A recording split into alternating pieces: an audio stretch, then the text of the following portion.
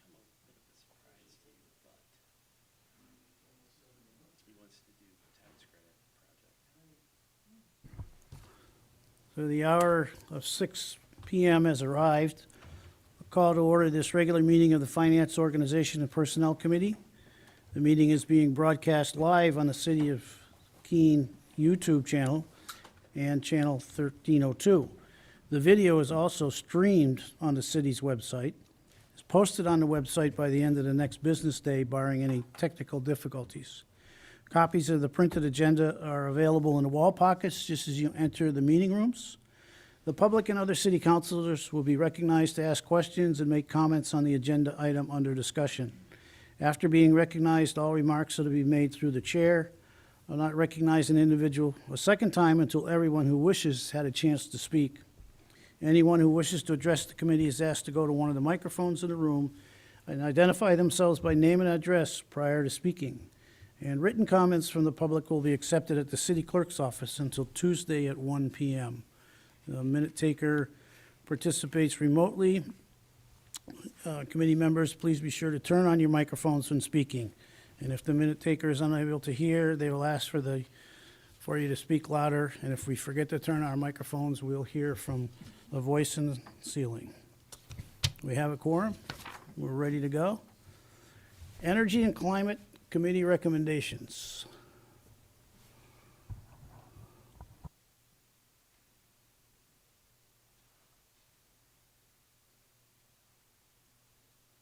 Thank you, Mr. Chair. Mary Brenner, Senior Planner. If it's all right with you, I'd like to take the next two items together because they're closely related, if that's okay with the committee. Great. And I do have a PowerPoint just to go through some of this. Great. So I know many of you were around when the Keene Community Power Program first started, but for those who may be watching and aren't familiar with this, the Keene Community Power Program is what we call an opt-out electric aggregation program. So essentially the city pools all of the electricity needs or the community's energy needs to make a bulk purchase of electricity on behalf of the customers that are within the city. And it's an opt-out program because everybody is automatically enrolled unless they choose to leave the program, or if they've already chosen a third-party supplier, they would not be automatically enrolled.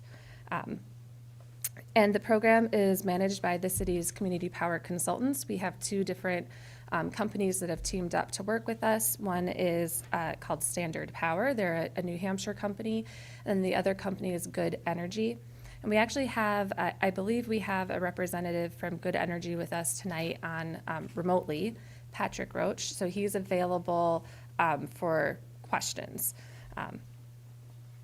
And those consultants, I should mention, are paid through a per kilowatt hour administrative rate component of 0.1 cent per kilowatt hour. So the city has actually never paid them directly any money. They're being paid entirely out of the program. This, I could actually go through my slides. So I just gave a little overview of this program. This program is enabled by state statute, revised statute annotated 53E.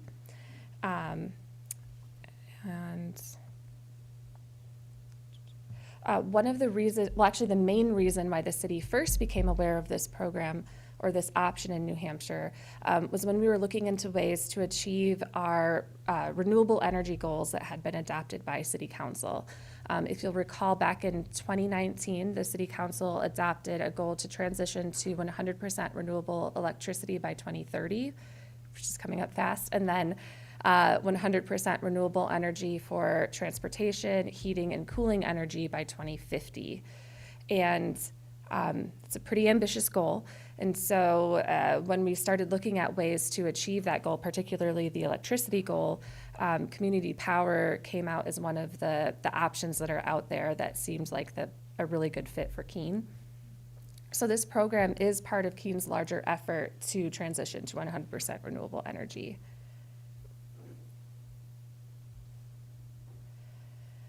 So the program, though, before we could launch a program, we first had to go through a planning process. And so we worked with the community, we worked with a community power committee that was appointed by City Council to go out to the community, conduct surveys, hold public information sessions, and through that process created a community power plan. The community power plan is adopted by you as the City Council, and it also, because this is an opt-out program, it required approval from the New Hampshire Public Utilities Commission. The program sort of sets up the plan sets up the operation of the program. The city manager is the one that provides direct management and oversight of the program and issues bids and executes power supply agreements, but all within parameters that are set by City Council. And then the Community Power Committee, which has morphed into the Energy and Climate Committee, is the body that advises City Council and the city manager with respect to the plan. So this slide just shows the vision that was established for the Community Power Program through that planning process. So this is straight from the plan. It says the vision for Keene Community Power is to launch a timely community power program that provides community members with attractive choices and substantially enhanced renewable energy options at competitive prices, and opens a new, promising community path to 100% renewable electricity in 2030.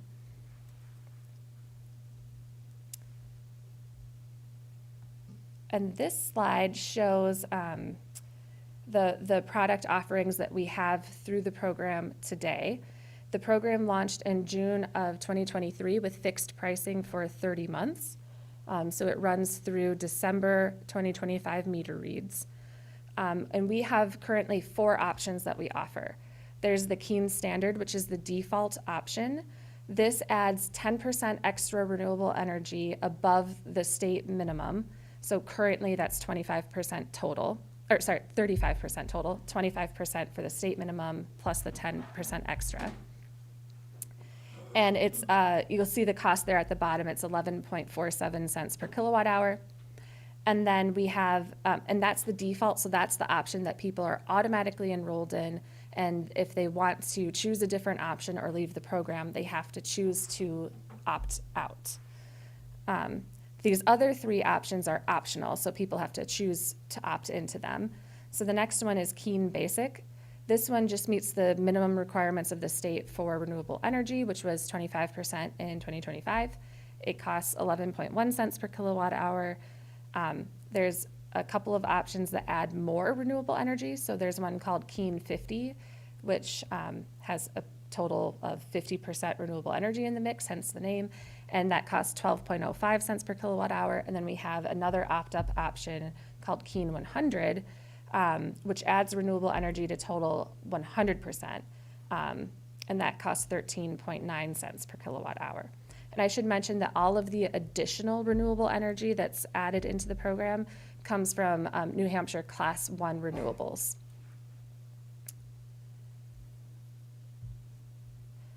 And then this chart here shows to date how many accounts are in each of those options.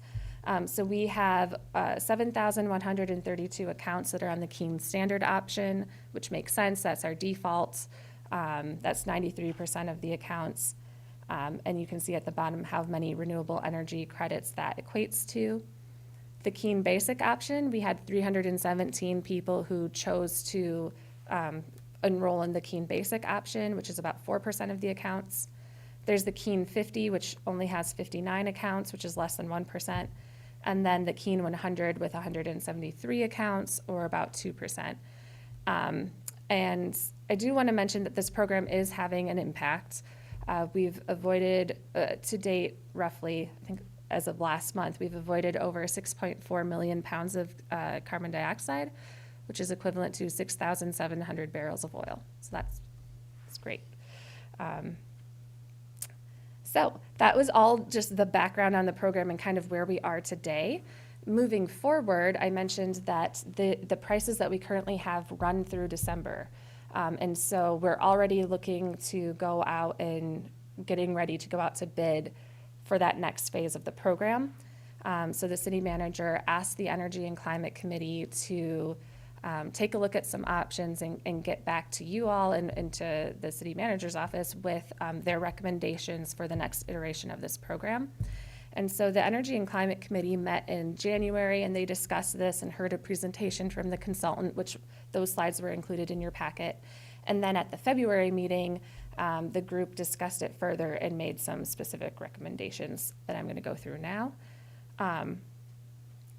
Some of the considerations that went into this was whether or not to keep the renewable energy content at what it is today or increase it. One thing to consider with that renewable energy content is that the impact is immediate. As soon as that new rate goes into effect, you're buying that amount of renewable energy, but it's an indirect impact, meaning that it might be impacting or generating more renewable energy development somewhere else in the New England or the Northeast region, but not necessarily locally. Another option that we have is we have a discretionary reserve fund that we call our Community Power Fund that we could be putting money into by adding a small, call an adder fee, basically to build up that fund, and then that would have a much more direct impact, but not right away. It would be in the future at some point when that fund gets used for some purpose. And then another consideration that went into this discussion was the overall cost of the program. If you'll recall back to that vision statement, this is a vehicle to get to that goal, but we also have a goal to have competitive pricing. So, and this graph on the slide, I just want to point it out. It shows the renewable energy in the base electricity supply for New Hampshire up through that light green.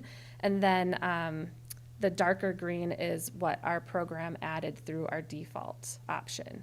So it just is kind of showing the impact that our program had for Keene residents in terms of the amount of renewable energy that we're supporting. All right, so I'm getting into the Energy and Climate Committee's recommendations.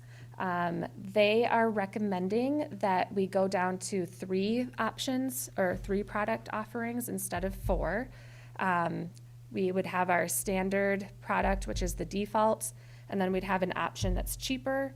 That is basically the minimum amount of renewable energy, no added fee or anything, just make it as cheap as we possibly can for the people that need that. And then there would be an option to pay a little bit more and go up to 100% renewable energy for the residents that where that's really important to them and they're willing to pay more for that. So it would just be those 3 options. And then the committee is also recommending that we increase the amount of renewable energy added to the default by 15%. So right now, let me think of it. So right now we're adding 10% extra. They want to increase that by 15%, so we're adding 25% extra for a total of 50. I know that's a lot of numbers, but the result would be that the standard would have 50% total renewable energy. And to also collect a discretionary, to collect a fee to build up that discretionary reserve fund at about 1/10 of a cent per kilowatt hour. And the range that they recommended is up here on the screen. It's 0.075 to 0.125 is the range that they are recommending for that fee. And the reason why it's a range is to give the city manager a little bit of flexibility. If and when we do go out to bid, it's a pretty quick process. And so depending on what the pricing looks like, we could go towards the lower end or the higher end of that range. But we're hoping to get some input from you all on like what the guardrails should be for that adder fee. And so this table is, I extrapolated from some data that the consultants had provided to kind of guess what the impact would be for the added renewable energy content that's being recommended. So you'll see on this table, this is what they think the expected cost for the renewable energy credits would be. So if we had 10% additional New Hampshire Class 1 renewable energy in the default, The expected cost would be 0.41 cents per kilowatt hour, which comes out to about $32 per year for the average household. If you go up to 25%, which is the recommendation from the Energy and Climate Committee, you're looking at a little over a cent per kilowatt hour would be the impact, and that's an annual average cost of $80 for a typical household. And then with respect to the discretionary reserve fund, I do want to note that we do already have a fund in place.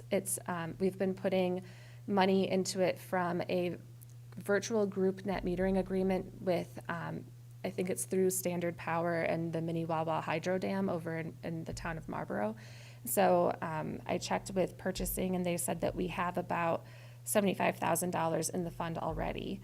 And then the Energy and Climate Committee is recommending that the standard option and the 100% renewable options would both have a 1/10 of a cent adder fee that would collect, we're estimating, around $58,000 a year. So over 3 years, that'd be $174,000. The annual cost to the average residential customer would be $8 a year for that fee. And what that would do is it would build up a fund that could then be used to benefit program participants and support program goals. And I just put on this slide some examples from other communities of the types of programs that we could do. So for example, the top one here is called Electrify Everything. That's from the city of Portland, Maine. They run a program where they support residents and businesses that want to electrify by providing them with resources and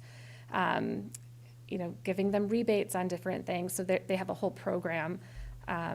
There's the New Hampshire Saves program that's already existing here in New Hampshire. So we could sort of use the fund to leverage that program that already exists. And then another example, more close to home, Peterborough and Harrisville are currently running a Heat Smart Plus program where they offer rebates to residents that do heat pumps and other energy efficient installations.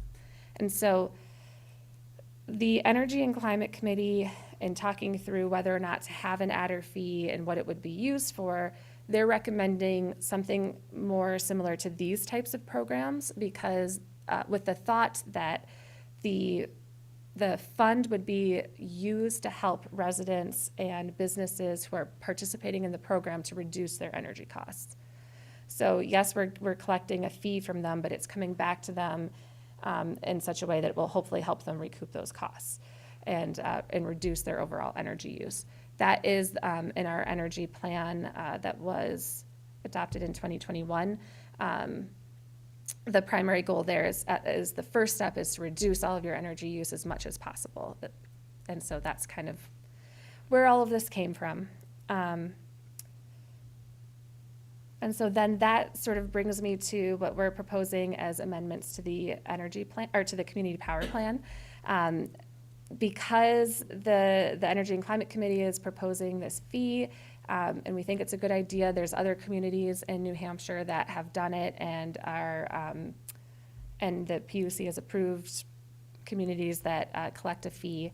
Our consultants feel pretty confident that this is allowed, this is something that we can do, but they do recommend that we make some modifications to the community power plan to make it very clear that we can collect this fee and what it would be used for in broad terms. So the proposed amendments to the plan that are in your packet basically state that the program has the authority to collect a fee, which we are calling a rate component, for a discretionary energy reserve. We would limit the uses of the discretionary energy reserve to providing benefits to program participants and supporting program goals. The plan also says that it would be the city council that would decide how those funds get used. And then also the city manager can set the amount of the fee, but within a pre-approved range set by city council. So that's what we're proposing. And I believe that's it. Thank you. Questions up here? Yes, sir. I have a few, but I'm curious. I want to hear the public first to see if there's anybody there. So Okay. I wrote a little list to myself. All right. And this from- is Patrick on the screen, by the way. All right. Hi, welcome. Members of the public, would you speak? Come on up. All right, if I speak from here, if I speak loud, We'll bring you the microphone. How's that? thank you. My name's Doug Hill. I currently live at 123 Elm Street, Keene. Been there since 1973. Born and raised in Keene, former city councilor, various other modes. Two questions. What is the current comparison, or how does the city rate compare to Eversource's rate?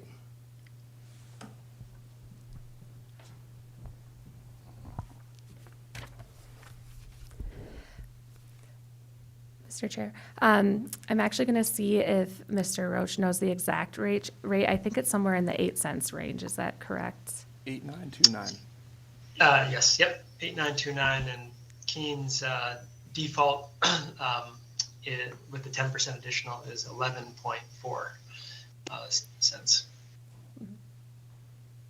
Okay. Second question, do any of the board members have any type of solar array? Have you invested in any kind of solar projects at all?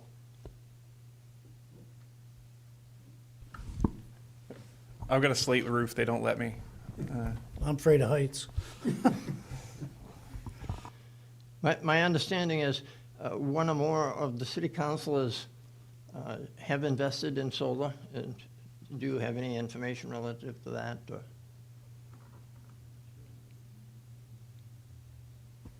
I think some of the commercial buildings might have it on there. I don't know. Other than that, Yep, I believe Mitch has on a couple of his on some of the commercial commercial buildings. properties. I don't know about personal. Okay, City Hall does have an Oh, array yes, on the seal. absolutely. And what is the progress, if anything, at the airport? A portion is already built, and we're looking to expand it. Okay. Very good, thank you. Thank you. Counselor? All right, I got a few. Thank you. So on you have the chart that shows the percentage by category. Do we know how many opted out? Because it shows, I think it was like 8,000 accounts or something were on there. I don't know how many total accounts we have in the city. Yeah, we do have that data. I don't have it at my fingertips. Patrick, do you happen to have that? I want to say it's like maybe somewhere in the 5% of our total accounts opted out, at least at the beginning when the program launched. Yeah, I think it was a little closer to 10%, which is fairly common what we see at the initial launch, and then yeah. Yeah, and we do have, if I may, Mr. Chair, sorry. Okay. In Keene, I just want to point out that residents of Keene and some of the other communities that have launched their own program that are in Cheshire County actually have 2 community power programs to choose from, in addition to the Eversource as the default and any third-party supplier. And so I know I've talked to the Community Power Coalition of New Hampshire, and I think about 50 accounts in Keene are participating in the Cheshire Community Power Program right now. And then there's all the third-party suppliers that are out there, and then there are some folks who opted to stay with Eversource. So. Thank you, Mr. Chair. For the folks who opted out, when we go through this process again, would they have to opt out again, or would their status remain the same as we go through this? They've already opted out, they stayed opted out. Yes, correct. They would stay opted out. Okay. That's helpful. I'm glad it's not that. So if we were to make rate changes, moving the default to 50% and functionally choosing to raise the cost, how would we be communicating that out to people? Because I get very nervous about them not getting a choice, like reminded that they have a choice to move back to the basic plan if we were to make this change. Yeah. Patrick, do you want to take that or me? I'm fine. I could start, and then if you want to fill in. So definitely, would probably be very similar to the launch in that in this case, every participating customer would get a letter, at least, probably about 30 days, say, in advance of the change, to let them know what change is happening and what their options are. And then around that, we would work with Mary and the city to do a range of other communications with press releases, social media, in-person meetings, coming to council meetings, things like that, to also get the word out. So yeah, it'd be a combination of direct mail notification and then kind of broad-based awareness, all in advance of that rate change. Okay. Yeah, I get nervous about that. On the adder, I don't love adding it to the default rate. It's not like everybody's worried about prices of everything right now, and adding in anything incremental where it's like the city's taking that money is not a great look. I'm on the 100 plan. I volunteered to go into the 100 plan, and I'm fine. Hit me on it because, I'm choosing to make an additional choice there. To have the default opt-out option include a fee that goes to the city to collect to sit in an account, I get a little nervous about from how are people going to react to that? At the higher one, I'd be willing to pay more than that number, right? So that's where I think there could be something there. I'm a little nervous about putting that on the base one. I would love to figure out a way to keep from getting upside down versus the Eversource base rate, because that happened for 24 of the 30 months, I think, where we were upside down versus the base. I know that's hard to do. It's gambling, right? It's, you're picking a rate and you're negotiating and hoping for the best. But that's not really a question. And then the last one is, did we look at joining the county's program to increase their bandwidth? Yes, so to that last one, we did take a look at that, and we reached out to the Community Power Coalition of New Hampshire to learn more about what they offer. The city manager and I met with them, and I think our sense right now is that there's really no huge benefit to joining them at this point in time, especially since we have a program that's already up and running, and residents and businesses in Keene can already choose the Cheshire Community Power Program. It's already there, and you can already participate if you'd like. And their rates do change every 6 months, and so far I believe they've been able to stay underneath the price of the default utility, but the trade-off with that is that you don't get the stability in the pricing. And I've actually talked to a few people in the community. Some people have, called, and as soon as they find out what the lowest price is, they switch to that. There's some people who are just very proactive that way. But I have talked to a number of people who actually were willing to pay more for the 30-month term because they want the stability month to month. So I think that having more options is better. But I do think it would be good to continue to do as much communication and outreach and education around the options that are available to folks.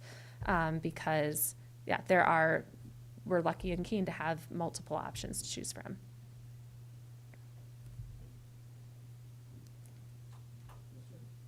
Thank you, Mr. Chair. Just a comment on the adder fee portion. I certainly understand the hesitation to put that onto the default plan, just given the nature of it.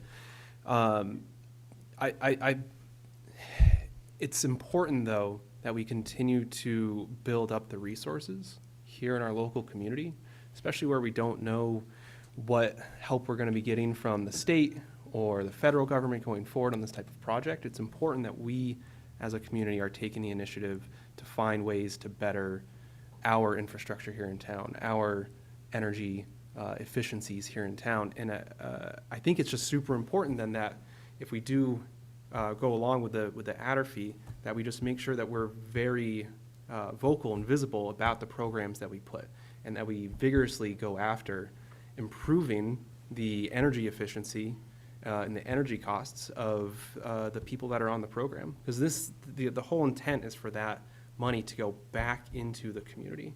It's not to just take it out and send it off to some other community and build a project in some other county. It's how do we improve the lives and the energy availability of people here in Keene. So I just want to vouch for the adder fee in that sense.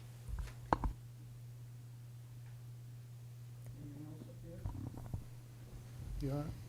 Yeah, I'm not feeling real positive about the adder fee, and I'm concerned because there is competition. I'm looking at the rates for Cheshire right now, and it's 8.9 cents, and I manage a couple of properties with several apartments, and she just switched to back to Eversource because it's much less for her than the city, and you know, we're getting hit left and right with either increases or potential increases in the cost of living. And so I feel like we have to balance what our goals are and what we're doing for the community with the needs of the citizens. And I'm worried that we will lose more people if we aren't careful. And so, you know, if we go up a little bit or we have this range, I might be in support of that. But I am concerned because I am hearing from people already. And anyways, I just want to voice that.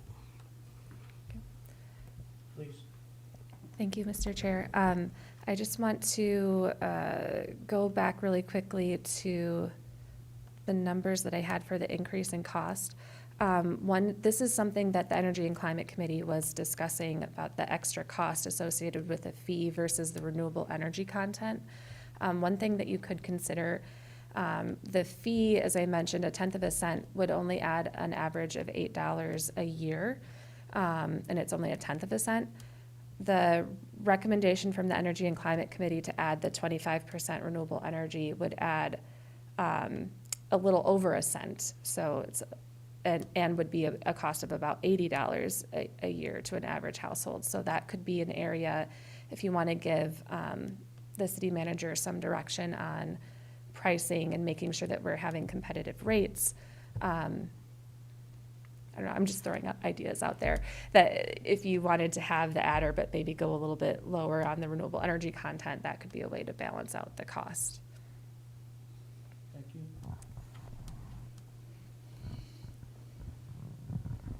Anything else from the public? How would you like to proceed, folks?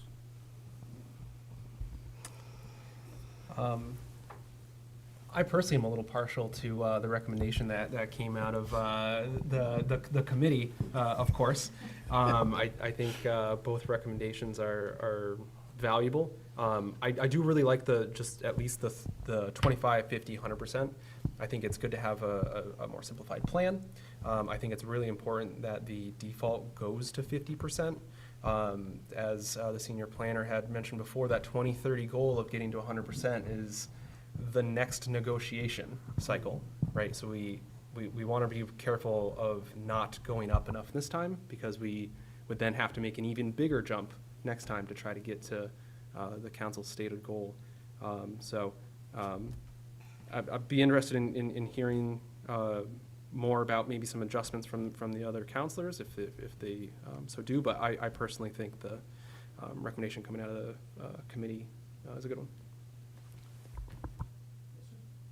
I would love to split it and vote on the adder separately. Okay. If that's from a practice, I think we can do that, right? We can amend, Oh, even from a split the motion. we can do that. Just do two motions. No, yeah, we could just do it as two motions. How would we, if I may ask, Mr. Chair, how would we split the second motion without amending the plan would actual be- recommendation? For the number 2 of the adopting the plan, or the first piece of number 1? Number 1, I would say that the second motion becomes move to include an adder fee. Move to recommend that the city council include an adder fee would be the beginning of that sentence instead of that. The last Are you sentence. on number 1 or number 2? I'm focused on number 1 for the moment, Yeah. which is the recommendation on the full plan, which I believe we would want to include if we were going to have an adder fee in that specific recommendation, because that's giving direction on how we should negotiate, right? The second part is more the actual just outline of Yeah. what we can do within our plan and the description of the plan. I may be wrong about this, maybe The split would be after the word, my suggested split, my requested split would be after the word energy in parentheses there. And then there would be a second, after we take a vote on that, accepting that first part, there would be a second motion potentially to say, move that in the community power plan, that we include an adder fee for the city manager to negotiate is recommended to be between these two wording as a separate motion. If both of them pass, both of them go through. If one of them fails, hopefully we don't just pass the second one, but I guess it wouldn't matter either way. You could pass either one. And it would split separately. Are you following on the draft, what he's talking Yeah, about, that second sentence? I'm more looking to the two of you. Does that like That's fine. process-wise make sense for getting like a good recommendation? If so, I'm totally fine with splitting the question in that way if we think that gives good direction to the council and the city manager. Yeah, I think the intent's clear either way. Yeah, and just to be clear, I mean, you're doing two votes on the same item, and so you're making a decision on one item. You're just parsing out your opinion on these two parts. They're really going to the same thing, and all of it's gonna go up to city council anyway. It gives the council, if members of the council don't want to have that second part, it's easier for them If we to split it deal here. with it, okay? We ready? Yeah, I'll do the first one. Move to recommend to the city council that the next community power program electricity options have 3 levels. The levels would include Keene Basic, 25% total renewable energy, Keene 50, default 50% total renewable energy, and Keene 100, 100% total renewable energy. Second. It's been moved and seconded. Further discussion, members of the committee? Seeing none, all in favor? Unanimous, that passes. Second motion, All right. please. Move to recommend to the city council that we include an adder fee for the city manager to negotiate, which is recommended to be between 0.075 and 0.125 cents per kilowatt hour. Second. Been moved and seconded. Any further discussion there? Chris? I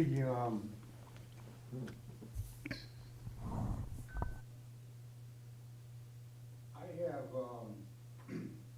a problem with putting the adder fee on. Can you turn on your microphone, please? Above. I have a problem with putting the adder fee on the basics. We have a lot of senior households in Keene who, Social Security, they're having trouble paying their taxes and the heating bill. When I got my oil 6 months ago, it was $3.09. I got it last week, it was $3.49. And so, yes, I'm going to get, personally myself, I'm not getting the basic, I'm getting the other one because it's really my choice and I want to do it. And it's kind of like,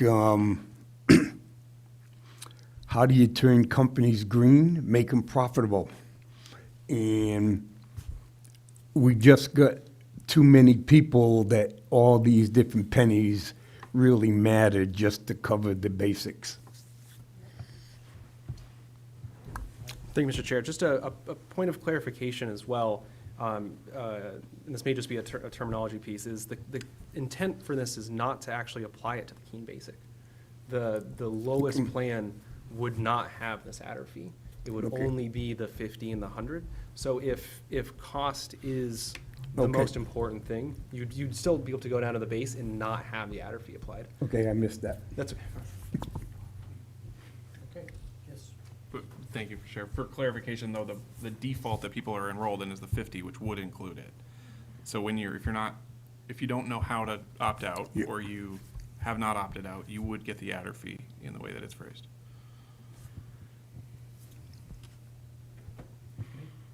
Anything else? So how would we fix that? How do we inform people what they have to do to ensure that they don't get into the default plan if they don't want to be? it was part of the communications that came out, but I had to go online and fill out, I have 2 account numbers for my house, and to put it in the thing and fill out the online form. I'm sure there were other ways to do it besides the online form. But if someone didn't read that flyer, or the numbers of different ways that were reached out, if they didn't see it, then they're enrolled in the default and they don't realize it. Mary, if we left it on the 50%, approximately how much is that annually? Is that the 80? No, the adder fee was $8 a year, roughly. Okay. All right. Anything else?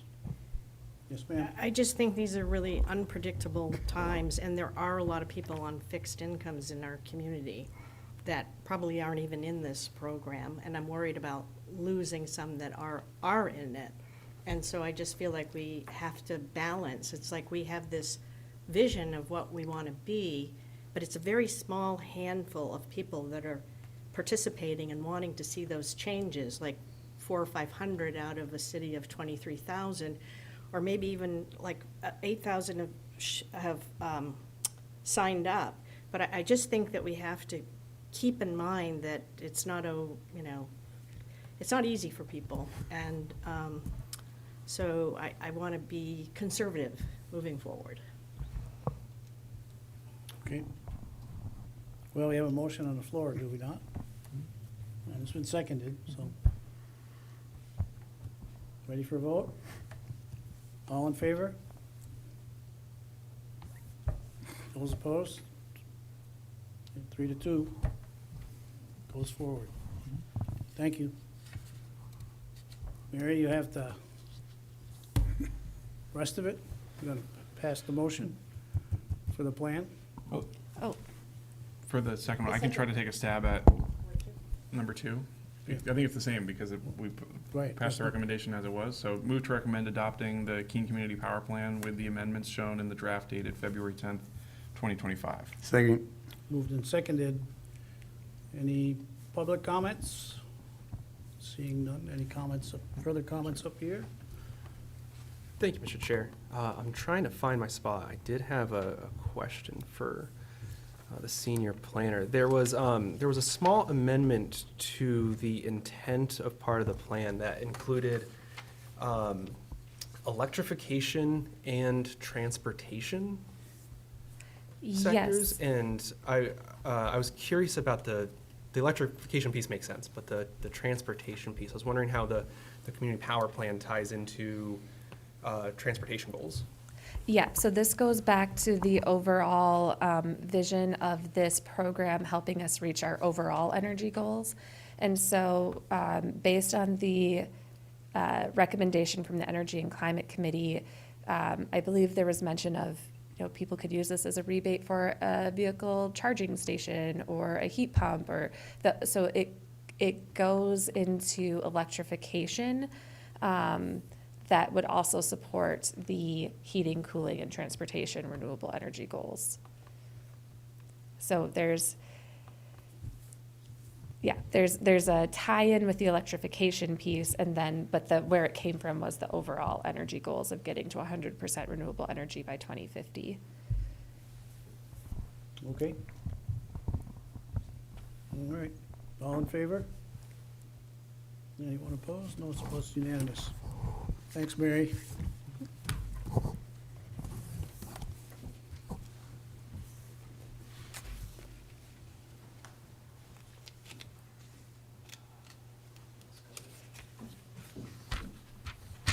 Those guys in the back row tend to be a little rabble-rousers, Thought I saw a beach ball going back there.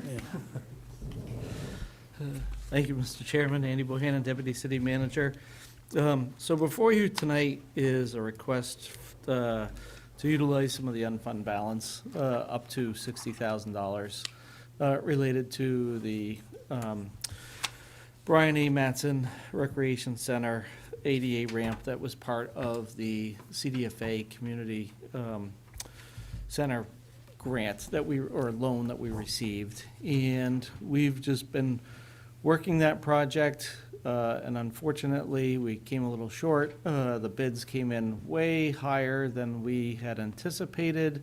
We went out to bid the first time, and that bid came back in at $234,000. We had kind of allocated about $115,000 for the project, and we had worked with our engineering team to kind of get that number. Those costs were based on what we were seeing in the current market and what were some of our other bids. So we said, no, this design is too elaborate, and let's go back to the drawing board.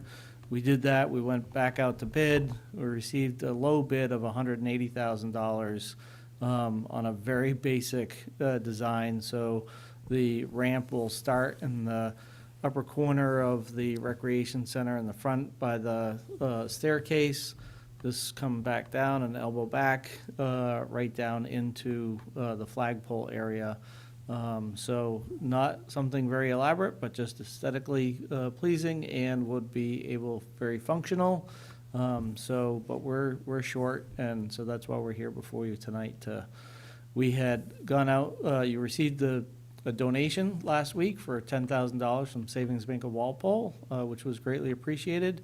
And unfortunately, last Friday, we got some other news that we did not receive a fairly sizable grant that we were trying to achieve.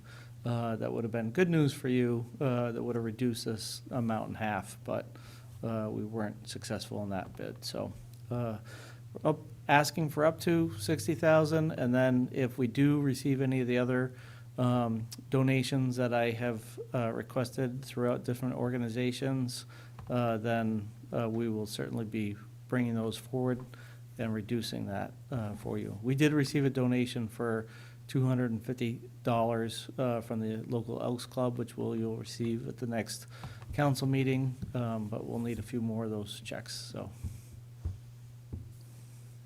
Thank you. Questions, comments here?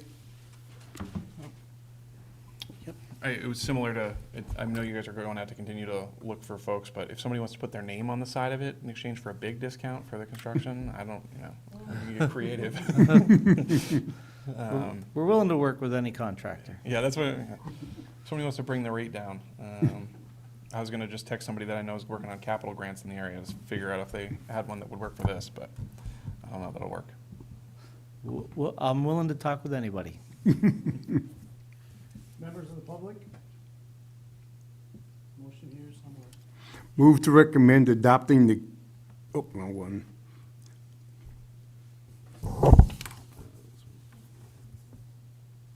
That's sewer main. No, it's this one here. Oh, okay.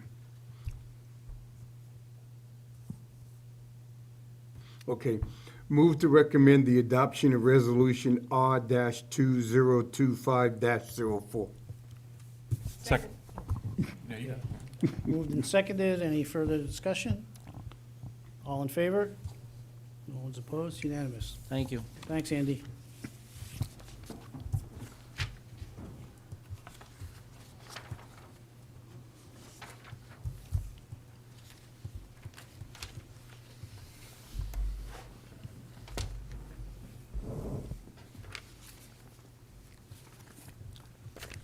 Good evening.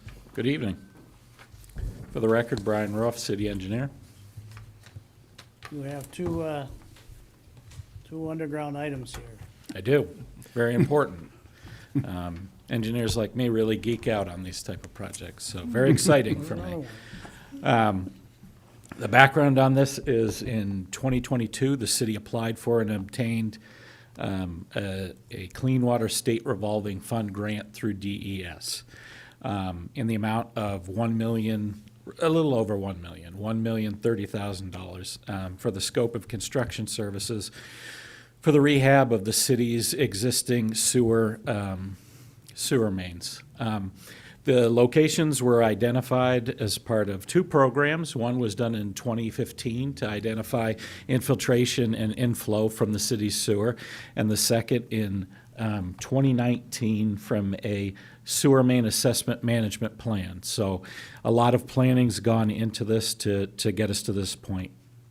In December of this year, we were behind schedule, but we publicly bid the scope of this work, which is about 16,000 linear feet of sewer main lining for this program. Bids came in, they were very competitive, and we received a low bid of $741,959 for the scope of work for this entire program. This was always intended to be a multiple-year program. We don't anticipate that this contractor will be able to do all this work in one construction season. It will likely go over to two. So essentially what we're asking for with this resolution is move the fiscal year 26 and 27 funds that have already been put into the capital improvements plan and bring them forward so we can award this contract to do the work. The reality is the payment for that work will likely fall in those fiscal years anyway, but by doing so, we maximize the major benefit to the city, which is the loan forgiveness that we receive, 10% loan forgiveness on the loan. So we're looking to maximize this loan from DES as much as possible to get as much loan forgiveness as possible. With that, I'm happy to answer any questions. Questions here? Thank you, Mr. Chair. I've got just two quick questions. Sure. One, I think there might be a Scrivener's error on the resolution. So looking for clarification, is this for 450,000 or 430,000?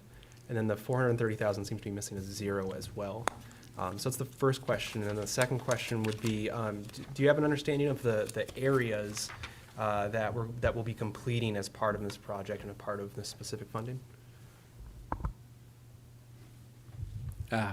So you are correct. This is for 450,000. We can make that correction. I apologize for that typo. What we identified in the infiltration studies, mainly the eastern area, had the oldest sewer main infrastructure. So that will be the concentration of this program in doing that. So Marlborough Street, Congress, Eastern, all that area in there takes up the primary effort for this project. Other questions up here? Members of the public? Seeing none. Motion? Sure. Thank you. Move to recommend the adoption of Resolution R-2025-05. Second. Okay, moved and seconded. Any further discussion? Seeing none. All in favor? It's unanimous. And the second one? Thank you. This sounds very familiar. This would be a familiar story, so you think. Similarly, in 2022, the city applied for and obtained a Clean Water State Revolving Fund loan from DES in the amount of roughly $840,000 for the scope of construction services for sewer manhole lining. Right now, the city has roughly 200 brick manholes citywide. Some can be lined, some need to be replaced completely. This project bids came in a little higher on this one. The plan is to reduce some scope to be able to award and potentially steal from the lining project, but we would do that at a later date with that request. This request doesn't involve that at all. Essentially, we're asking for the same thing as the previous project, bring forward the fiscal year 26 and 27 funds in order to award this project for construction and go forward. With that, I'd be happy to answer any questions. Questions? Public? Motion? Move to recommend the adoption of Resolution R-2025-06. Second.